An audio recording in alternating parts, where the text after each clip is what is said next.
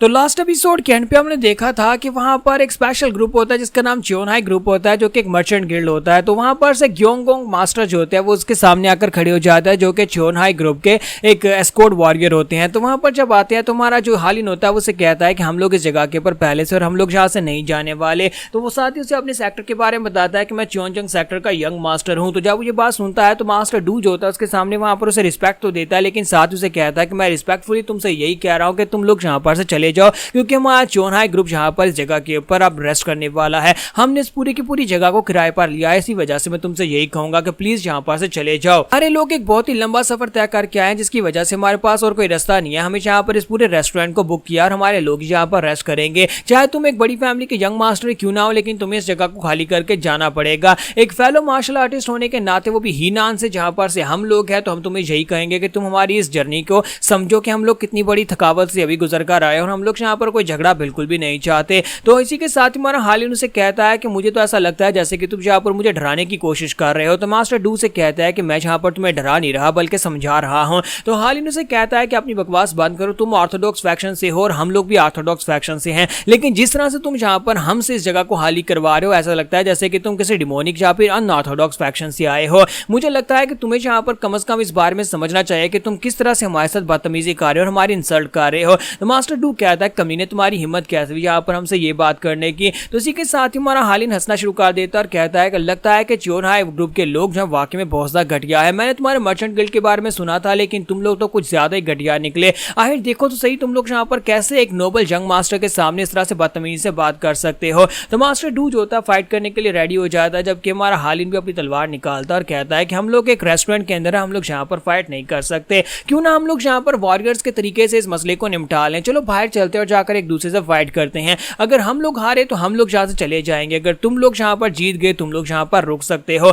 क्या कहते हो। तो मास्टर डू से कहता है हाँ क्यों नहीं, मैं बाहर तुम्हारा वेट कर रहा हूँ। तो जब वो बाहर चला जाता है तो मास्टर मो से कहते हैं कि क्या वाकई में इस बंदे से फाइट करना जरूरी है। तुम्हारा हालिन से कहता है कि हाँ इस बंदे से फाइट करना बहुत ज्यादा जरूरी है। इस कमीने की हिम्मत कैसे भी यहाँ पर हमारे च्योनजंग सेक्टर को इतना कमजोर समझने की। हमारा सेक्टर इतना कमजोर है नहीं जितना ये लोग यहाँ पर हमें समझ रहे हैं, और अगर इसी तरह ये लोग हमें कमजोर समझते रहे तो मुझे लगता है कि एक दिन हमारा सेक्टर का नाम खत्म हो जाएगा। वैसे भी यहाँ पर एक न एक दिन तो हमारी इनके साथ बहस होनी है, तो क्यों ना आज यहाँ पर इस मसले को निपटा लिया जाए। मैं उन्हें दिखाना चाहता हूँ कि च्योनजंग सेक्टर इतना कमजोर है नहीं जितना वो लोग हमें समझ रहे हैं। तो इसी के साथ ही हमारा हालिन बाहर आ जाता है। तो बाहर आता है तो मास्टर डू वहां पर अपनी तलवार लेकर खड़ा होता है। तो हालिन उसे कहता है कि जैसा कि हमें डिसाइड हुआ है, जो भी यहाँ पर हारेगा उसे यहाँ से जाना पड़ेगा। तो मास्टर डू अपनी तलवार लेकर अटैक करने के लिए आगे बढ़ता है। जैसे ही वो आगे बढ़ता है तो हालिन बड़ी आसानी के साथ उसके अटैक को डॉज कर लेता है। इस बात से मास्टर डू हैरान होता है और वहीं पर से रुककर फिर से अपनी तलवार घुमाकर बार बार उसके ऊपर स्ट्राइक लगाता है। तो हालिन कहता है कि क्या यहाँ पर दुश्मन का ब्लेड कमजोर हो गया या फिर आहिस्ता हो गया या फिर मेरी स्पीड ज्यादा हो गई है।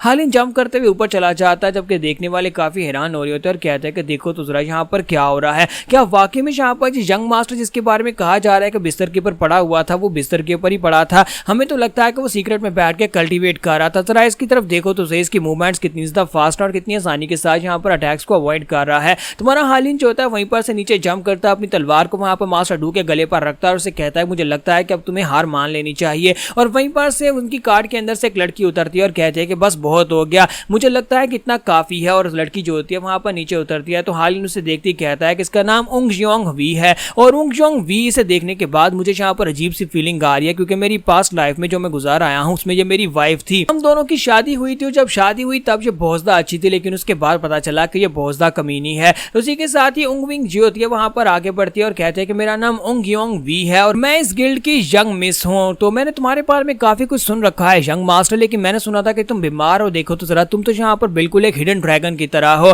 तुम्हारा हालिन भी उसे अपने बारे में बताता है, लेकिन साथ ही हमारा हालिन जो होता है उसकी तरफ नजरें नहीं मिला पा रहा था। तो उंग जियोंग उसके पास आते हैं और उसे कहते हैं अगर तुम फ्री हो तो क्यों ना आज रात हम लोग एक डेट पर चलें, यानी कि हम लोग खाना खाने के लिए चलेंगे। तो इसी के साथ ही हमारा हालिन जो होता है वो अपनी पास्ट मेमोरीज को याद करता है कि किस तरह से वो गुस्सा हो जाती थी और बार बार उसके ऊपर चीजें पलट देती थी और चिल्ला चिल्ला कर उसे बातें किया करती थी। इसका मतलब यह है कि हमारा हालिन जो अपनी पास्ट लाइफ में इससे काफी ज्यादा टॉर्चर हो चुका है। तो हालिन कहता है कि प्लीज माफ करना, लेकिन मुझे जल्दी से वापस घर पहुंचना है, इसी वजह से मैं तुम्हारे साथ बिल्कुल भी नहीं जा सकता। ये बात सुनने के बाद उंग जियोंग जो होती है वो काफी ज्यादा गुस्सा हो जाती है और कहती है कि चले कोई बात नहीं, अगर तुम मेरे साथ डिनर नहीं करना चाहते तो कोई बात नहीं, वैसे भी बहुत ही जल्दी तुम्हें यहाँ पर मेरे साथ डिनर करना ही पड़ेगा और हम लोग बहुत ही जल्दी एक दूसरे से मिलने वाले हैं। और अपने लोगों से कहते हैं कि चलो सभी लोग यहाँ पर से चलते हैं, हम लोग शर्त हार चुके हैं। और वो सभी लोग वहां चले जाते हैं। उनके चले जाने के बाद मास्टर मो कहते हैं कि देखो तो जरा, तुमने ना सिर्फ यहाँ पर उन्हें कंपटीशन में हरा दिया, बल्कि तुमने यहाँ पर एक बहुत ही खूबसूरत और ट्रेजर ज्वेल को भी मना कर दिया, तुम उसके साथ डिनर पर नहीं गए। जबकि इसी के साथ उसके साथी वुक्स कहते हैं कि अगर हम लोग उस लड़की के साथ डिनर पर जाते तो लगता है कि बहुत ही महंगी वाइन पीने को मिलती।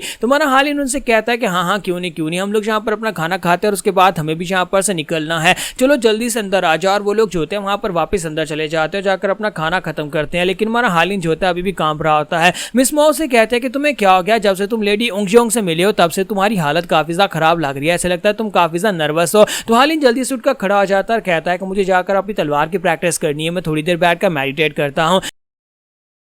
और हालिन अपनी तलवार लेकर वहां से बाहर निकल जाता है। तुम्हारा हालिन चाहता है अपनी तलवार लेकर जैसे ही वहां पर बाहर की तरफ निकलता है और साथ ही अपनी पास की मेमोरीज को याद कर रहा था कि कैसे यहाँ पर उंगजोंग के साथ उसकी शादी हुई थी और शादी होने के बाद कैसे वो बदल गई थी और उस कमीने ने उसे धोखा दिया था। किसी और लोगों के साथ मिलकर उसने यहाँ पर उसे गद्दी के ऊपर से हटाने की कोशिश की, हालांकि वो उसका अपना शोहर था, हस्बैंड था। तो उसी के साथ ही हमारा हालिन काफी ज्यादा गुस्से में होता है और कहता है कि पास की लाइफ को याद करके मुझे बहुत ज्यादा गुस्सा आ रहा है, इस कमीनी को भी आज ही यहाँ पर आना था। तो हालिन जैसे ही वहां पर आगे बढ़ता है साइड के ऊपर से फाइट करने की आवाज आती है, ऐसा लगता है जैसे कोई फाइट कर रहा हो, और साथ ही वहां पर कुत्ते के भौंकने की आवाज आ रही थी। तो हालिन जो होता है वो भी साइड के ऊपर जाता है और कहता है कि चलो वहां पर देखते हैं क्या है। तो वहां पर सामने चोकू खड़ा होता है। तो एल्डर चोकू और उसके साथ वहां पर उसके पास एक कुत्ता होता है जो कि यहाँ पर सामने एक यंग मास्टर की तरफ घूर घूर कर भौंक रहा होता है और वहां पर उन लोगों ने यंग मास्टर को कॉर्नर किया होता है। तो हालिन वहीं पर चुप कर देख रहा होता है और कहता है कि इस कुत्ते को मैं पहचानता हूँ, ये तो दूर से भी किसी चीज की सेंट को महसूस कर सकता है और उसका पीछा कर सकता है। और चोकू यहाँ पर इसके साथ क्या कर रहा है, चोकू का यहाँ पर क्या काम है। इसी के साथ ही चोकू जो होता है उस मास्टर से कहता है कि अब जल्दी से वो चीज हमारे हवाले करो, मुझे पता है कि वो तुम्हारे पास है, अगर तुमने यहाँ पर मना किया तो फिर हम तुम्हें मार डालेंगे और तुम्हारी बॉडी को सर्च करके वो चीज निकाल लेंगे। जबकि वो यंग मास्टर उनसे कहता है कि मेरे पास जो चीज है ही नहीं है, वो तुम्हें कहां से दे दूं कमीने, कहीं के तुम्हारा दिमाग खराब हो गया है। जबकि चोकू से कहता है कि मेरा कुत्ता यहाँ पर दूर से भी किसी भी चीज को स्मेल कर सकता है और हमें पता है कि वो फूल तुम्हारे पास ही है, अब जल्दी से वो फूल निकालो, हमारे हवाले करो, वरना हम लोग तुम्हें बिल्कुल भी नहीं छोड़ेंगे, हम तुम्हें मार डालेंगे। तुम्हारा हालिन कहता है कि मैं इस डार्क पावर डॉग के बारे में अच्छी तरह से जानता हूँ और मुझे लगता है कि डार्क पावर डॉग जो है यहाँ पर डेविल स्टोन ब्लॉसम उस फूल के पीछे आया होगा, लेकिन आज यहाँ पर उस यंग मास्टर के पास उन्हें स्मेल क्यों आ रही है, वो फूल तो इस वक्त मेरे पास है, मेरी जेब में है। और वो अपनी जेब के अंदर से उस फूल को दिखाता भी और कहता है लेकिन चोकू तो उस फूल के पीछे आया होगा, लेकिन उस यंग मास्टर का पीछा क्यों कर रहा है, मुझे समझ नहीं आ रही। तो चोकू इसी के साथ अपने साथियों से कहता है कि आगे बढ़ो, इसको मार डालो और फिर इसकी बॉडी को चेक करो, मुझे लगता है कि फूल इसी के पास होना चाहिए। और इसी के साथ ही अपने लोगों को अटैक करने का कह देता है और उसके लोग जो होते हैं वहां पर अटैक करने के लिए आगे भी बढ़ जाते हैं। तो वहां पर आसपास के जितने लोग होते हैं सभी लोग अपनी तलवारें निकालकर यंग मास्टर को चारों तरफ से घेर लेते हैं। जबकि वो यंग मास्टर भी काफी ज्यादा गुस्से वाला होता है और उनसे कहता है कि लगता है कि तुम सभी लोग ऐसे नहीं मानने वाले,